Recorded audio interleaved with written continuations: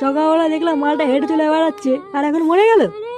হ্যাঁ রে, আমিও তো দেখলাম সকালবেলা পুকুরে ধারে বসে বসে বিড়ি টানছে। আমি আরো একটা বিড়ি চেয়ে খেলাম।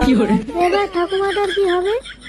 আমার ভাতার মরে গেল।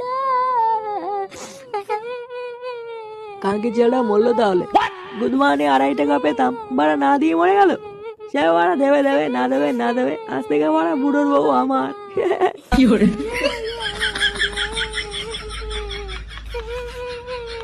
বলে গেল? ও যা বলে বলুক গিয়ে, ছাড় বাড়া। এই বালটা মনে হচ্ছে হার্ট ফেল করেছে, শিওর। রাতে